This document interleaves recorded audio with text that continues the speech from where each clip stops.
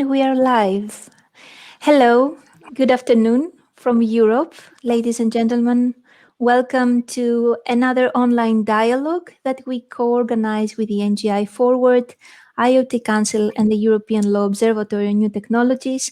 My name is Mantalena Kaili on behalf of ELONTech, and with Rob Kranenburg, we are extremely happy to have the special guest for today's webinar. We've been so lucky for all the last many months to have important speakers and special guests, thinkers and innovators. Today is a special day, and you will realize why. I welcome Ms. Loretta Anania, Sarah Hoffmann, Pietro Leo, and Michelle Lenars. And of course, the discussion will start with a giant of innovation, a progressive mind that changes our lives and the lives of the generations to come. Mr. Vint Cerf, it's such an honor and a great pleasure to have this opportunity. Rob, thank you for organizing all this. Loretta, you as well. So I pass on the floor to Rob, and I welcome you all our attendees. You will have the opportunity also to share your questions on the column on this platform for a Q&A, and we'll have the time to have a small discussion with our guests. I hope you enjoy it. Rob? Thank you very much. All I want to say is we're extremely honored to have this panel at this vital moment in time, when basically the notion of truth itself has become contested, and search and discovery, which may seem to some people building blocks on the ground, have actually become quite high-level concept of policy making. And so we're very happy to have this panel, and we kick off with Mr. Vint Cerf, the person who gave us the internet. So please, Mr. Cerf, the floor is yours. Well, thank you very, very much. And I really appreciate the opportunity to participate in this discussion. I'm hearing some echo, so I wonder whether we need to ask people to mute their microphones while anyone is talking. That might be useful. Let me start out by reminding you that I am not an expert in search. I use it all the time. I mean, I can't even sit down and write a paper anymore without being online, so that when I get halfway through the sentence, I can look something up. But search itself would not be of any value at all if there were not something to find. And so here we can thank the World Wide Web, because even though the internet's origins go way back to as far as 1969, the World Wide Web really introduced ease of generating and sharing information and accessing it.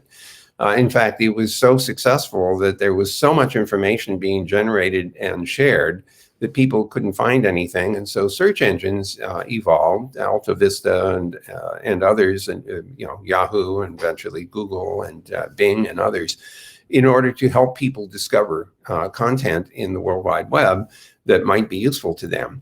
And of course, the big challenge for any search engine is that after it discovers all the potentially hundreds of millions of web or more web pages that might be relevant to something, the question is, which of them is most relevant to respond to the search?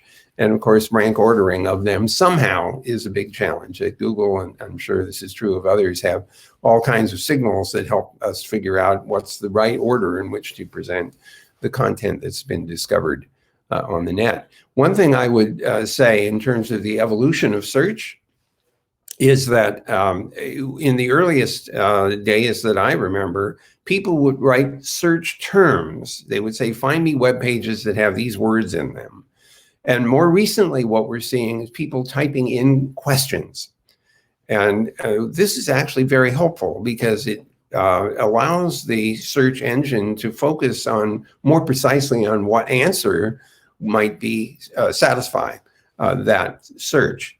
And at Google, we have invented or developed a thing called the knowledge graph, which is probably 2 billion nodes in the knowledge graph, which are factual information about things that we have discovered in the net, or things that sources of information. Like there's a node that might be called President Obama, And in that node, there are links going out to say, he's a human being, and there are implications of that, like you're born and you live and you die.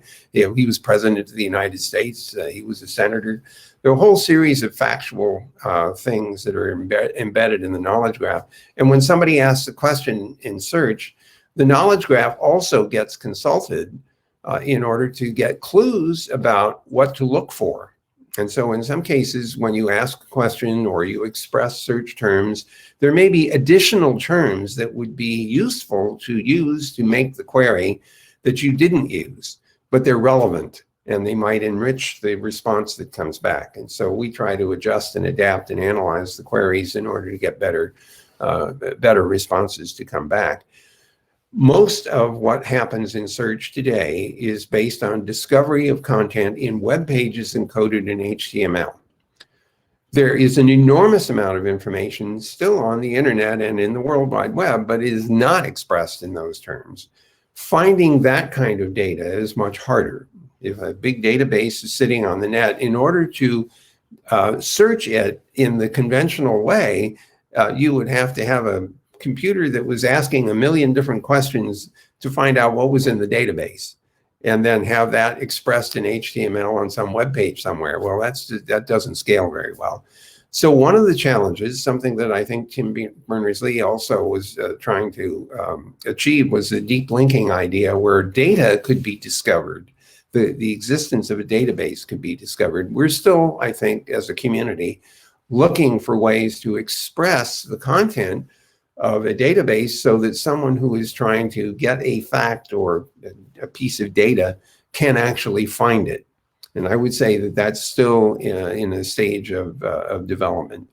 I know that I shouldn't take too much more time here, but I wanted to at least bring up a couple of other important issues associated with the online information that's scattered everywhere. One of them is privacy.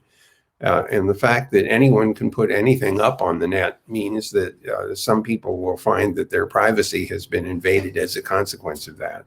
This creates all kinds of issues because this is a global network and the boundaries across which the net goes are international.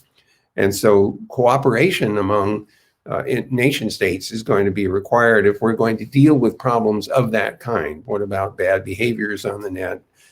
Theft, fraud, abuse, and things of that sort taking place across international boundaries, leading to a need for what the UN Secretary General Guterres calls digital cooperation, and what the digital or technology envoy Fabrizio Hochschild, who was just recently named, will be pursuing in the name of digital cooperation on an international basis.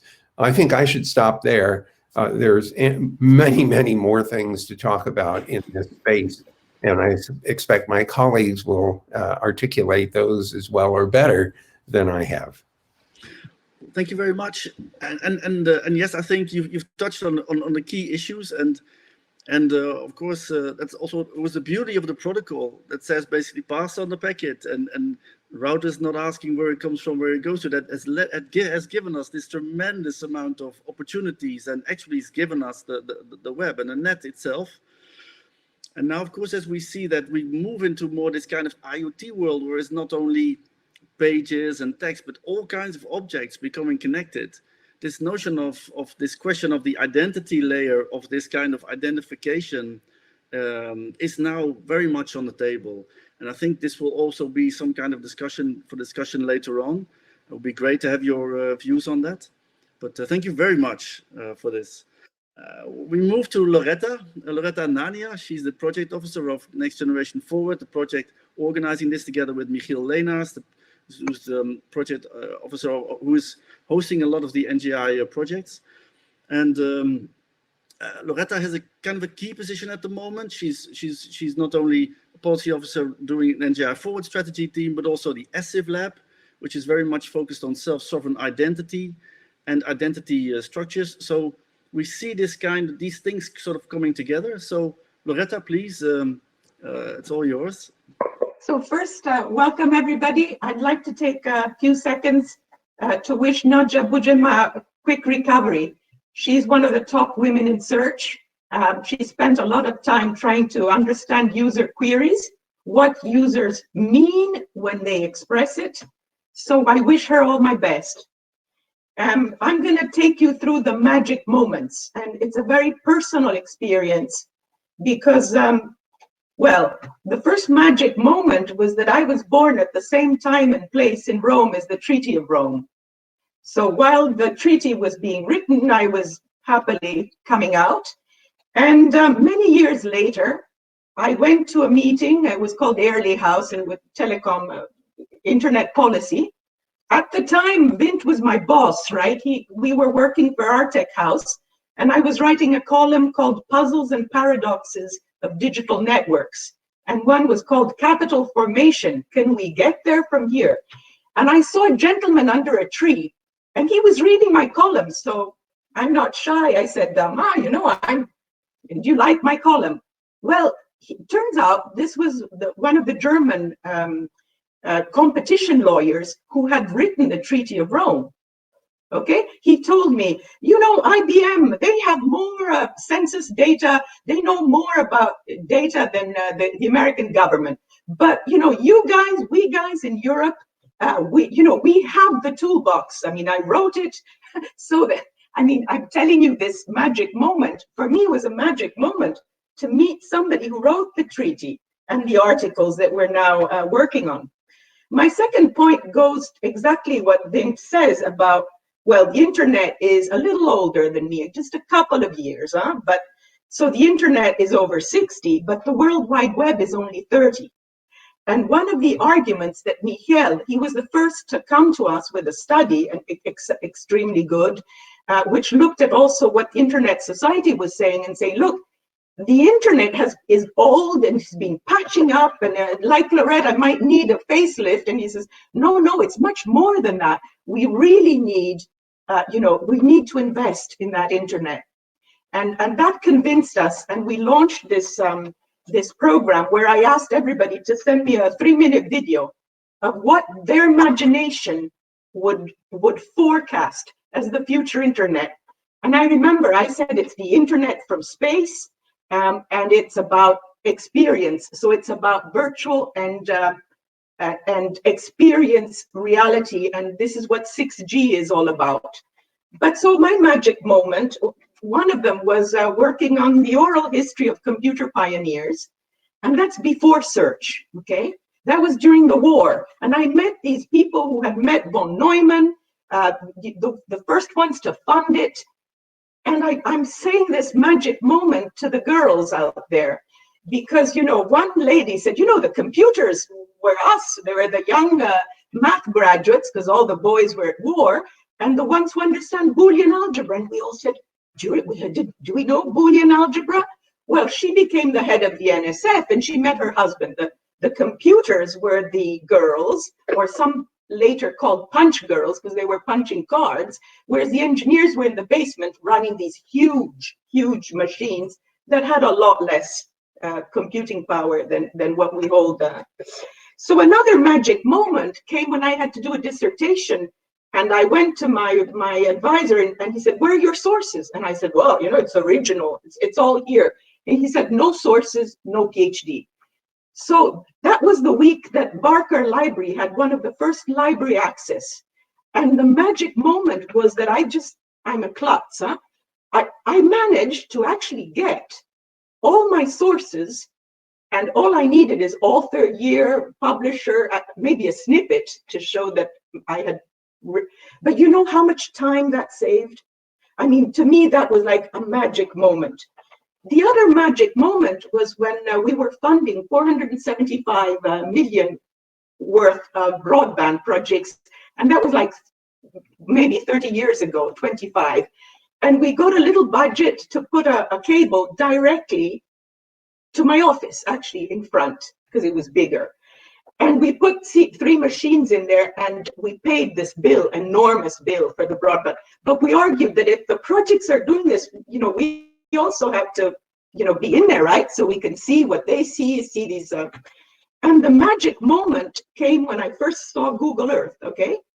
Because for me, going from a global planetary boundaries, talk about something that's really green and digital, which is the twin transition name.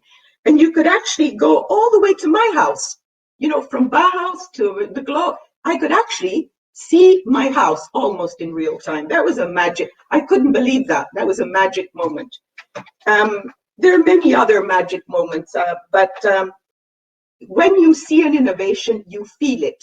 And the boys would wait till lunchtime and then go here, and they had this live chat with the girls in Silicon Valley. And you know, you could see they were really excited. These were things that when you experience them for the first time, you can't believe. These are some of the magic moments of the internet. And I think if I look to the future, I think that one of the columns I wrote for you, Vint, was that we listed the failures of forecasting.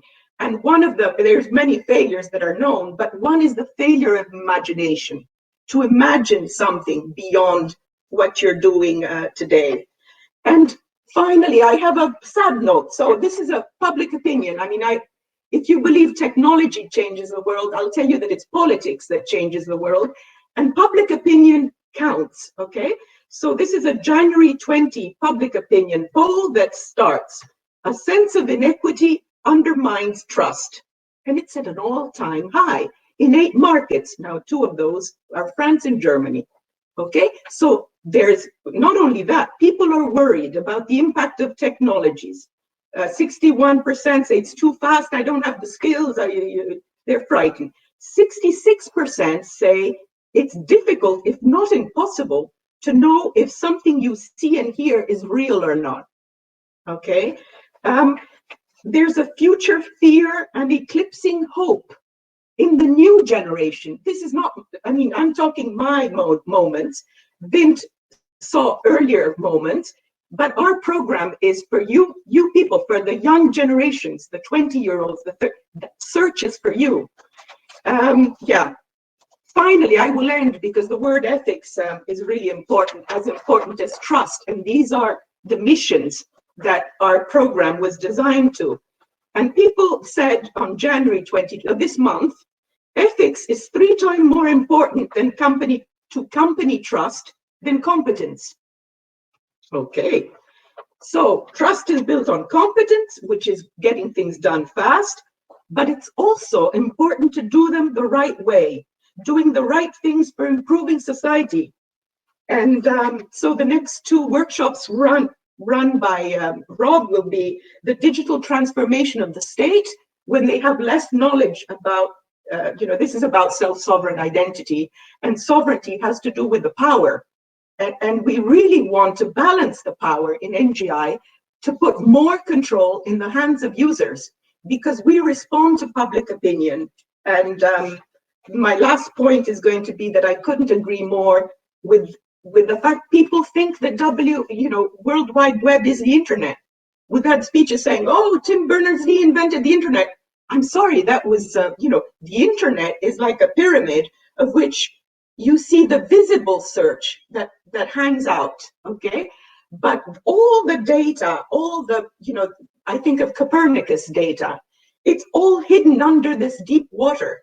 And water is the mission on water. I think water is going to be the real, it's not so much data as water that counts a lot in the next generation. And I'm really enthusiastic, and I would like the ICT committee that meets in February to agree to these programs so we can announce them to you, hopefully April 15th, so we can get your next funding opportunity and use all your imagination to try to do things that are really necessary at a time when so many challenges are upon us. Thank you. Thank you, Loretta. This is a fantastic call to action to the younger generation, to which indeed this program is written for and meant for. And I think it's really important to have such a kind of a storytelling mode, basically, which you've been doing. Because that's the kind of things that we need now. We need the storytelling to bring out all this positive action. Our next speaker is a speaker coming from a long time of work on in this area, Sarah Hoffmann. and she's also in the NGI ecosystem. But she will talk about OpenStreetMap. So Sarah, if you want, the floor is yours. Thank you. So yes, I'm a long-term member of OpenStreetMap. Started out mapping, I think now 14 years ago. So basically collecting my data for geographic data. And about 10 years ago, I started actually getting into searching this data. And I took over the search engine, which you see on OpenStreetMap.org, Nominatim. And I've been basically developing a geocoder all the time since then in my spare time. And one of the things you learn there is, first of all, you get a lot of complaints and people will always compare you to Google. And because Google has set a really high mark on how search is done and how search is done well. And the second thing you learn is you will never reach it, because the search engine I'm trying to do on what I'm trying to do in Nominatim is really searching only based on the OpenStreetMap data itself, on the geographic data.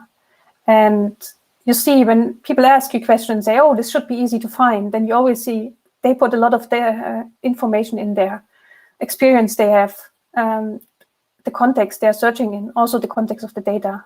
I think Vint has mentioned a network of information you have to build to have a good search. So this is really something we have to tackle. And Google has tackled this with collecting all the information they can get them together, and the user data, the information from the web, and solving this problem. And I think for the next generation that we need to get away from this monolithic approach we have and see if we can decouple the search problem. See that we can really do something like Nominatim does, do a search engine only based on geographic data and combine it with another search engine which maybe knows about yourself. And what we have to be careful about there is that Google has set the high mark how search works. We can't go back to the simple search engines we used at the beginning of the internet. So, for example, if you say giving back control to users, we can't literally give them back by adding checkboxes in so that users have to say what they meant. They don't want to spell it out anymore. They really want to just type the question and then they expect the computer knows what you mean. And yeah, we have to live with unstructured data. We have to just get what comes out from the internet and find what we get there. I think AI is helping a lot with this, although we have to be careful because we tend to think that AI just solves all the problem, but it just will get us a little bit on the way, helping finding the data, but we still have to interpret what we get out there. And so this is, I think, where we have to go. And if we manage to kind of slay this monolithic beast, then we can get to a search engine which, and the next generation search, which is more focused on the user and more maybe focused on special interests or finding out what actually you need. And also, once again, we get more innovation because people can once again build a smaller search engine, which actually can tackle market without being basically, trampled by the beast that this almost perfect search engine called Google is. And so, but this is one of the aspects. The other thing is what we need to get this innovation is that we need to think about the software again. Because normally people, when they think about, oh, Google is this huge monster, they think about the data. But there's also software behind it, which goes through the data, databases, also all the stuff which you can find there, and going from the small libraries to everything. And this is something that a small innovative company cannot build on itself from scratch. So we need a solid base of software which people can build on and find new solutions, find new ways to build search engines. And this is something we have started with open source, and this is clearly a solution to this problem, but we need to find a better way to support open source and a better way to especially finance it. So I see this for OpenStreetMap is a very good example for this. So we have, I think, 3 or 4 core softwares in there, which everybody uses. And there is a handful of maintainers who look after this stuff. And there's clearly an imbalance here, which we have to solve. So this is my comment to the future of the search. So I think this is something we have to look after. It's a known problem, but still one we kind of fail to tackle because it's not the big innovative stuff, but it's really the groundwork we have to lay for everybody to work on. Thank you, Sarah. I think today we also had 3 workshops. We had one workshop on search and ethics, one on search and hyperlocality, and one on search and Internet of Things. And basically running through all the workshops, and especially also on hyperlocality, where you also were, Sarah, it was clear that we see this move towards sort of decentralization. We see the move a little bit away from the cloud to the edge. We see this move to offering more capabilities into the hands of end users or groups of end users. And sort of this is the kind of a very good moment to see if there's if we have the ability to build a kind of a new middle, maybe, so that we don't antagonize and sort of see the big ones, the David against the Goliaths, but realize that we really are in a network, and that maybe we can use all capabilities coming from top down and bottom up and build some kind of a mix or some kind of a new quality difference. And I think one of the persons that's actually doing that is Michiel Leenaars, who was running the I think, I don't know how many now, Michiel, but I think maybe 2 or 3 or 4 big programs in NGI. And so he's one of the key people in this next generation internet sort of happening in Europe. So Michiel, love to have your view on this. Okay, thanks, Rob. So when I was thinking about the question for today, I started to look at the present of search, and of course I find there wasn't a single present. I mean, everybody uses search differently, and there are many different types of search that we interleave ourselves throughout the day. So even though there's a single unified interface, a single search bar, or if you're into it, like a single cloud connected microphone in our house, which is convenient, but there are distinct usage patterns. And I'm not going to make a full typology of that, but I fully endorse what Sarah is saying, that we should slay the monolithic beast that is trampling us, because we are in a bit of a tight spot. So, and it's, I guess one of the problems is that we have that single search bar. It is inviting us to type in stuff and let the machine figure it out. And so even web addresses, which are perfectly resolvable through the internet, they actually get sent to a search engine before anything else, just to be sure. And so the search engine has become our magical personal assistant, but it's a single point of entry for everything also means a single point of failure. And so rather than looking at what we're trying to do when we use a search engine, we should look at it as a system. So who are the actors and what is the motivation to do what they do? Because as a society, we are the ones that put up web pages, and that's where it all started, as Vint alluded to.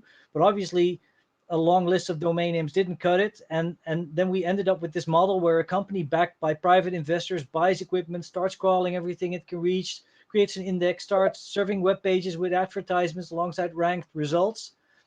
And the service is, well, in all senses of the word, full text search with personalization and a little bit of magic, but ranked according to the number of links pointing to something. And we made quite a big jump there, because that kind of ranking, unlike a curated human list, has no ethics. There's no sense of good and evil, no human meaning, other than just counting vectors of links and word combinations. So if you would ask which product is best for us or for the planet, we would get different results. And the mechanism invokes this winner-takes-all scenario that we're currently all feeling. People put a lot of focus on publishing algorithms and transparency. I mean, there's parliaments all over the world asking Google, please publish your algorithms. But I'm personally convinced that most of our problems exist independent from these algorithms. We are lazy as humans. We are gullible. We have limited time. In fact, we'd rather skip searching most of the time. We really want help and recommendations. We want the easy way out.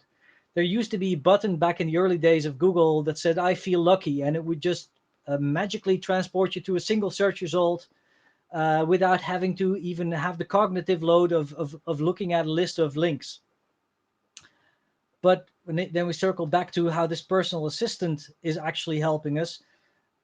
Even a digital personal assistant should serve its employer and even more serve the public benefit. And we've seen what has become of society. If the bubbles get angry, if they're filled with lies, then all of a sudden the mechanism becomes very toxic. And I tend to allude to the quote that Tim Berners-Lee once made, where he was literally referencing the Manhattan Project, saying the web has become a destroyer of worlds.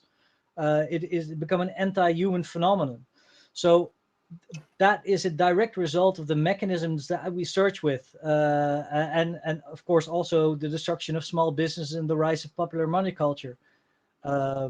So why does a search a search engine point to a single vendor with a bad reputation that doesn't pay taxes, that has destroyed family businesses across the planet?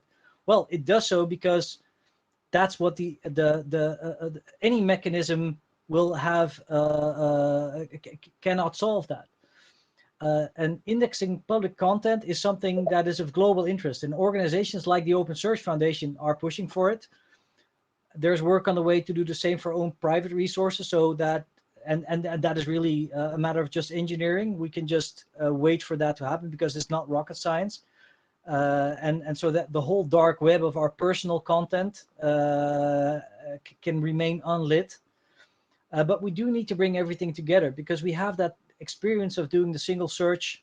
And so we need a mechanism other than a single party, other than a single browser, other than a single mobile operating system to actually deliver that for us.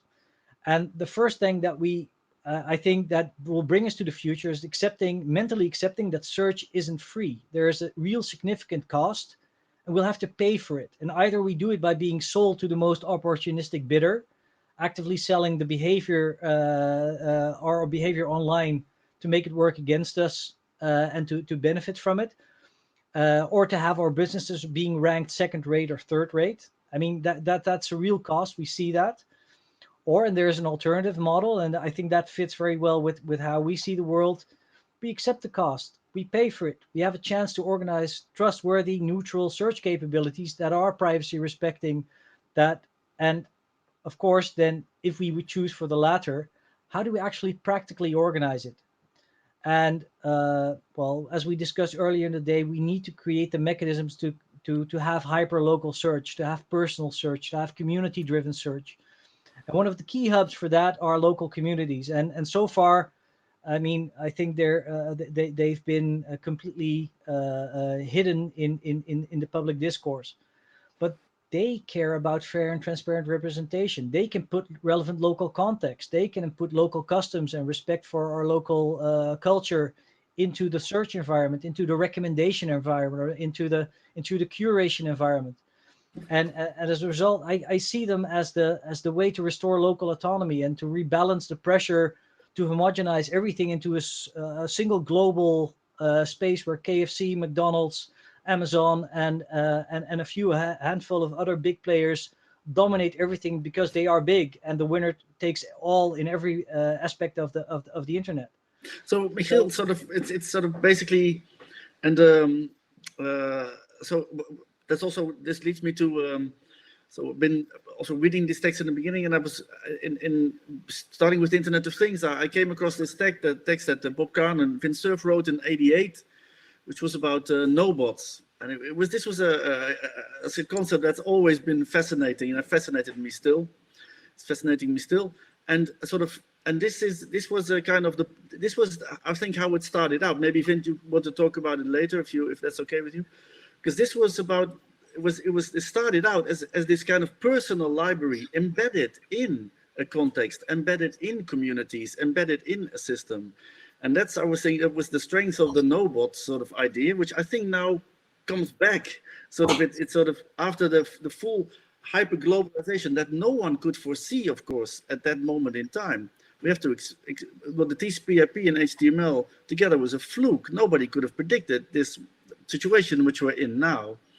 And I think it's also a situation in which we sort of need to face now collectively and work on together with all the actors. In the oil spill, It's a huge oil spill. We never anticipated how big it would grow. I mean, the web was an internet for CERN.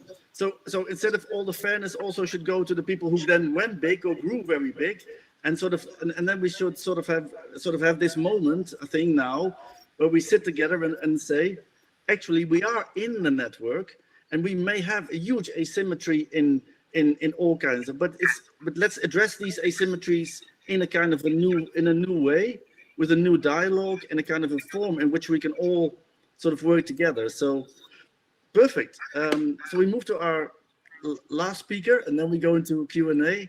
Mr. Pietro Leo from Cambridge. Very happy to have you here.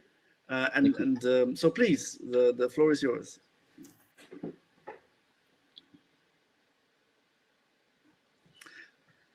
I hope that you can see. I think you have to unmute.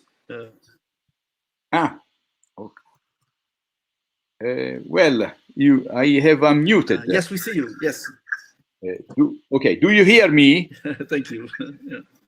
Okay. Yes. Okay. So let me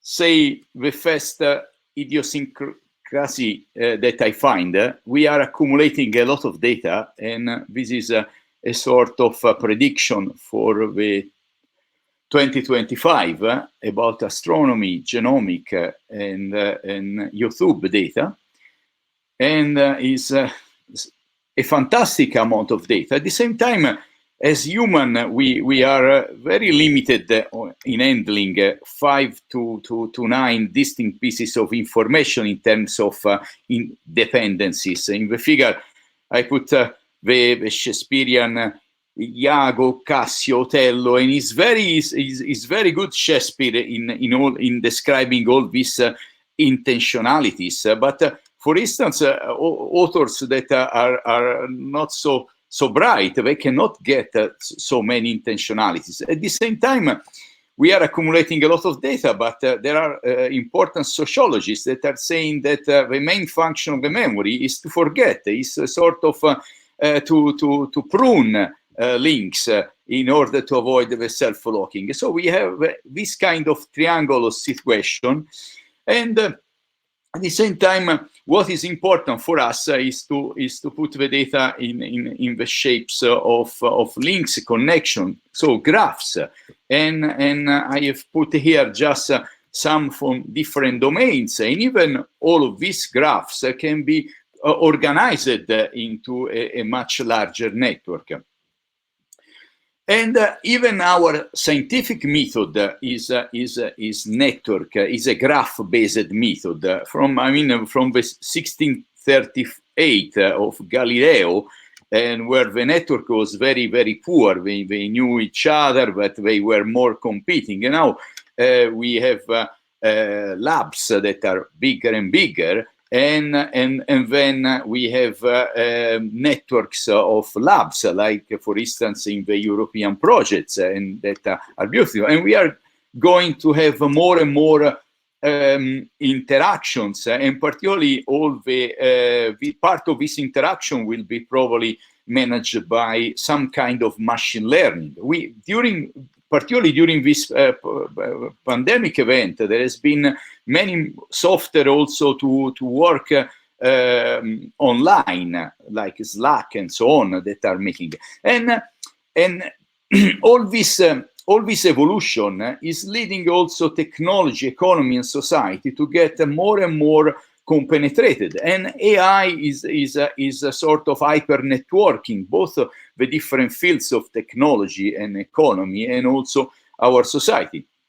So what I am interested in understanding how can I use this graph representation of the data in a way that could extract nonlinearities and could also be generative, something that I'm not able to model so well because data are very difficult to be integrated. And that is something that has many impact, for instance, on recommendations systems. This is, I don't see that so much for me because I'm very reluctant to accept advice. But internet is also shaping a new generation of that are from Wien and Wracking are called the Homo sapiens that have different kinds. So in some sense, like we say, we are what we eat, but we are what we are searching because of this kind of evolution. And all the recommendation systems now are graph-based, AliGraph, even Amazon or Twitter are based on this graph, particularly graph neural network structure. And that comes to my problem because I would like to have some positive impact in medicine, and I found that AI is pretty good in extracting even more useful information from medical data, particularly from integrating a large amount of data. But at the same time, I feel that I'm blind with respect to deep learning, and particularly with the use of this graph neural network that are accepting data from different domains across these different scales of complexity. So what I'm trying to do is to make more explainable the deep learning, or at least to have a composability in the between methods that are not deep learning and methods that are deep learning, in order, in some sense, to have more trustworthy medicine. There is something more that is very recent, and the fact that we can use the deep learning to do maths, particularly very complex systems of ordinary differential equation and partially differential equation, like Navier-Stokes. They can be solved very efficiently by deep learning. And this makes possible to build a digital twin. So you are not just printing something on a piece, but you are actually making that working, and then you can send to the production. And this is what I'm doing, is sort of digital twin for putting together different scales and from DNA to physiological data across different tissues and different districts of a body, and that makes, in my opinion, a new revolution where we will have an avatar that we can use to predict if to take a certain dosage or a different one of a drug. Let me thank my department. Probably you know some of the people there: Mattia Jamnik, Neil Lawrence, John Croft, Cecilia Mascolo, and also my former student, Peter Velikovic, who is now at DeepMind. And let me leave with two morsels. It looks to me that the AI, and particularly deep learning, is becoming a sort of new medium.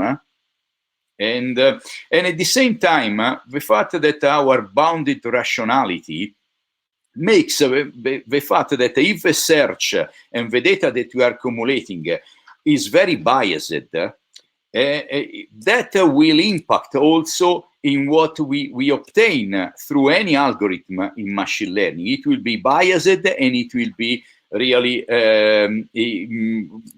giving us, in many cases, a non-socially acceptable solution. Thank you.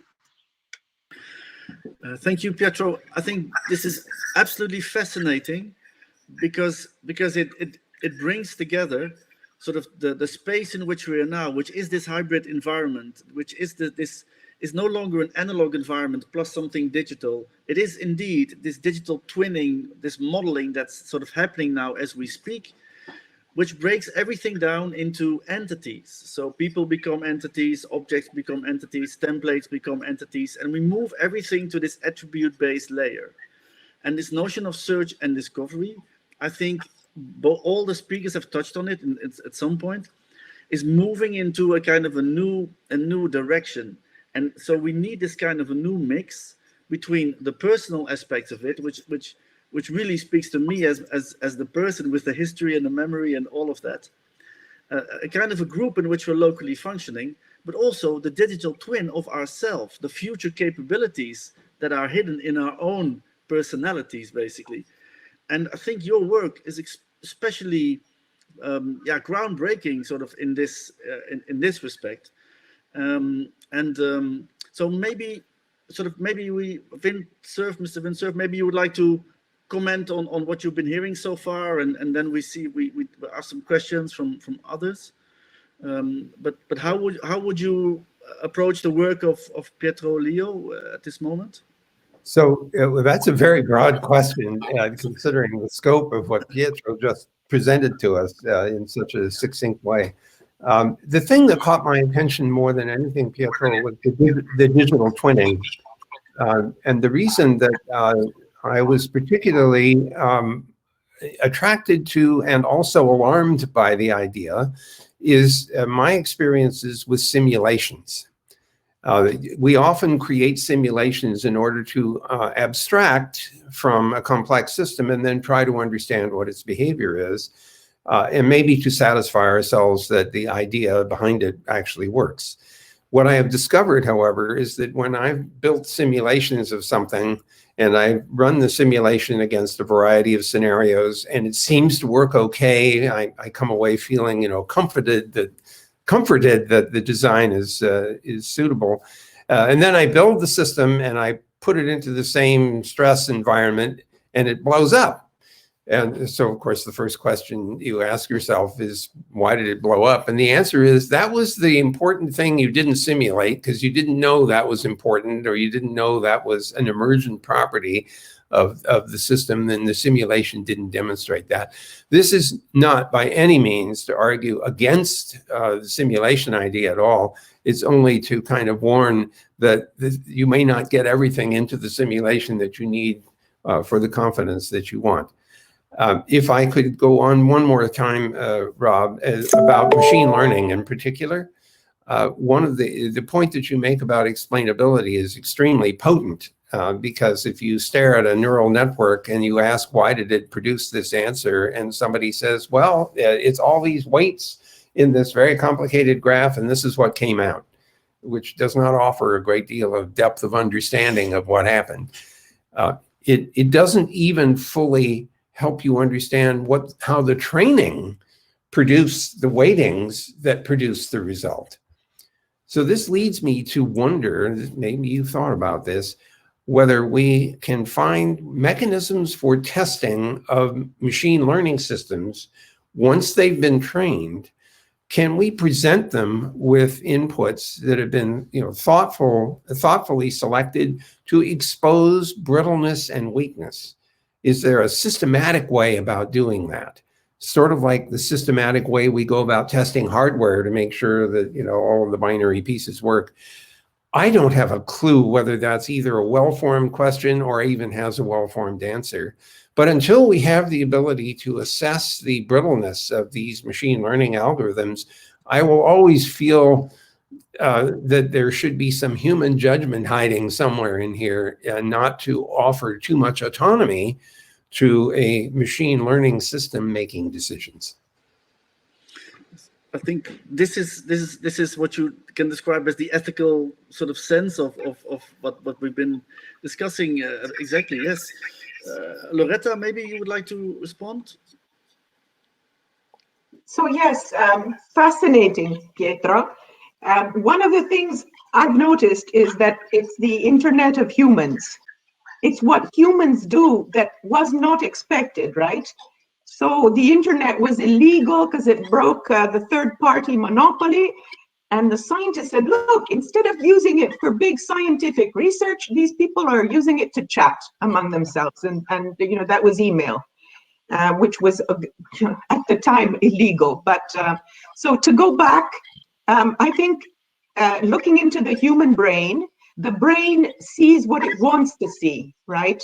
The network was built by the time you were 3 to 7, and then it goes declining. So I completely agree with Bint on the failure of simulation to forecast. And also I would say that the important query is the one you don't ask. Okay, people are worried that all my queries, it's the real queries that if you want to understand yourself, you need to ask questions that you're not currently asking. And as a geneticist, Pietro will know that junk DNA turned out to be the messenger. You know, was not just the messenger. He was the one that started the whole program. So again, public opinion starts a whole movement. And I really think it's the internet of humans, and I'm really happy, even though we can't meet you. And Bint, thank you you came to the commission many times in your 3-piece suit. And I'm very sorry I can't, you know, be with you in a room or whatever to discuss. But the humans, you know, so all the people that joined the framework programs, and I've been here from the second framework program, the Race Onwards, you know, the selection is not done by me, but it's done by experts based on merit. And my last word is going to be multimodality. Okay, because I funded multimodal search. I wasn't going to fund a text-based search because, you know, Google had done most of it. But in one of the projects, Google participated, Thomas Schneider, a German working in Google Ireland. And at the end of this project, which had all of Mantalena's Greek computer scientists, they completely changed the interface so that you had 4 buttons, you know, in the colors, primary colors. But one of them was multimodal. And so one music professor from Italy, from Tuscany actually, he came and he said, look, I just did a mazurka and it's given me all the recording databases. And because I'm a feminist, I said, oh, but, you know, we have, you know, these medieval wine, you know, when women were tapping their feet, they used to sing these songs, but you can't access that because they're in dialect. Nobody knows these dialects. But if you start tapping, like people do when they make pasta or whatever, you get all these, you know, incredible data from previously. So multimodality is very important. I mean, I worked, before I went to MIT, I was working with Hans Firth, who was a student. Anyway, we were working with deaf, you know, and interfaces that are multimodal are really, I think, still something that a lot has to be done. And thank you, Michael, because I know you have a search engine for deaf people. And I'm really hoping to get them to present to us in one of the other sessions. I think sort of because we're wrapping up, and but I think it was sort of we find a number of important things, and it's again, I think it boils down to the relationship between the individual and society, and between the level of quality that we can offer individuals and societies, right?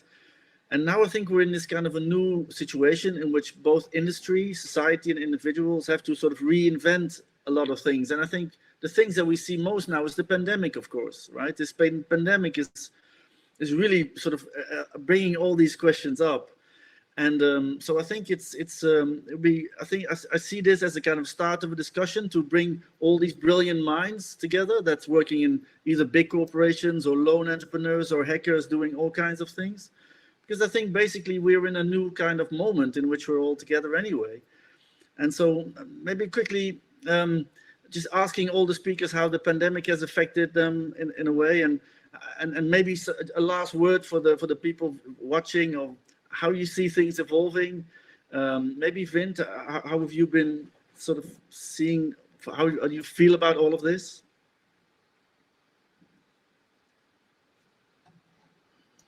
Have to unmute. Well, I've been sitting in this chair, roughly speaking, since March of 2020.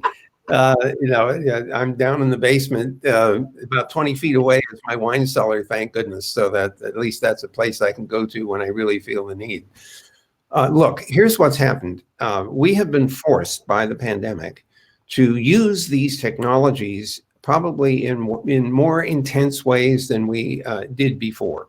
And a much larger fraction of the population, students are having to learn online, teachers are having to figure out how to do that. The technology is still struggling to be supportive.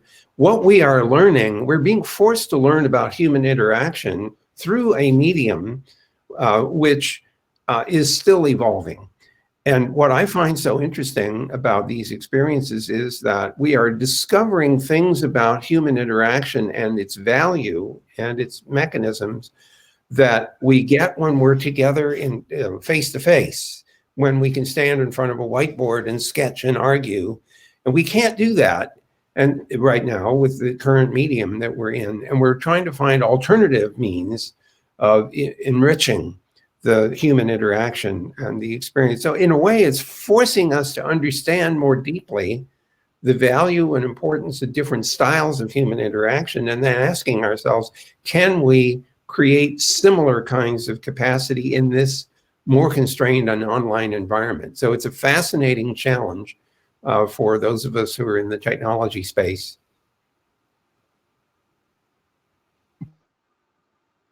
You're unmuted, Rob.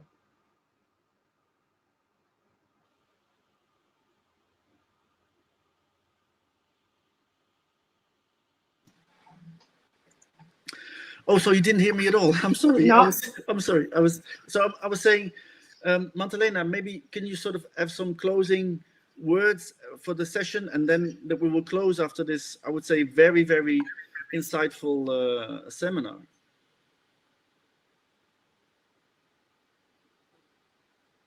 Well, I'm sorry. If you, I hope you're not asking me. I'm done. No, I was asking Mantalena.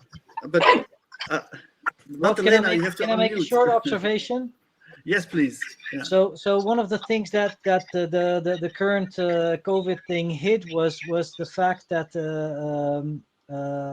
generative networks have been created and published that actually can answer the questions that we give in real time. So you're able to say, give me a dancing banana with a tutu that is walking a dog, and it will actually generate that. And a couple of years ago, there was this a company that went to Google and asked to buy its least popular searches. So searches that it was a company called Demand Media, and basically what they did, they created fake news or fake articles about it. They were paying $3.50 for such an article, and then they would basically do poison the long tail of the web. And that is such a big danger that we see now, where you can literally give people anything that they want, generate a reality around them. And search is the most dangerous thing, because to feed that, because people are asking insane questions sometimes, and we should help to get them sane answers. So that's a thing which struck me in the last period more than the online moving online, was the fact that we're losing control of the public domain and the public web.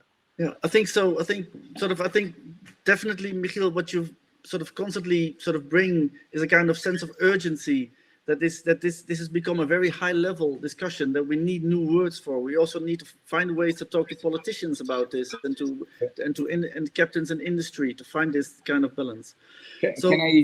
Let me then sort of end the session and ask a big sort of, can anyone who has headphones take off their headphones? Because I'm going to ask everyone to open up their mics and give a big round of applause. See if we can do this for the speakers.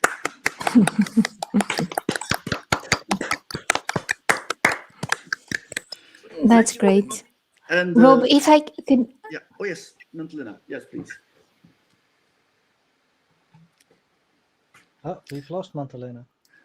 Yes, I think we sort of this is a kind of a formal ending. Or are you back? Yes, I'm back. Apologies for that, the most crucial moment.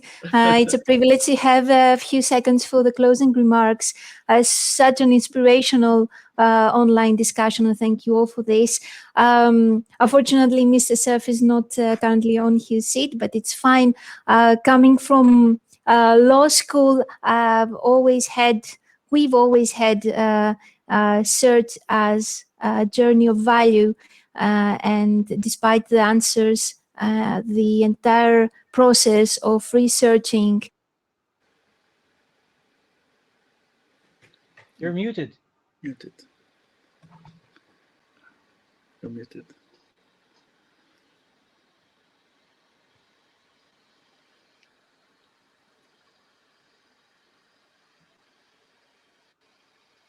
That's quite unfortunate. Yes. Okay, so I was just saying that the entire process of discovering an answer or posing the right question has a certain value that maybe the speed of the search engines that do not offer. They offer other privileges. Anyway. Thank you, Mantalena. So with this, we end the session. I want to thank all the speakers, also all the people who were in the workshops today, and the workshop organizers. I want to thank Michiel for hosting the day with us, and Loretta for her big inspiration. Thank you all, and thanks very much. Special thanks to Pietro Leo, Sarah Hoffmann, Loretta, Michiel, and Mr. Wim Cerf. It's really an honor to have you all here. Thank you very much, and we'll meet you again in the next salon, which is February 11 on self-sovereign identity. Thank you very much. Thank you so much. Bye-bye.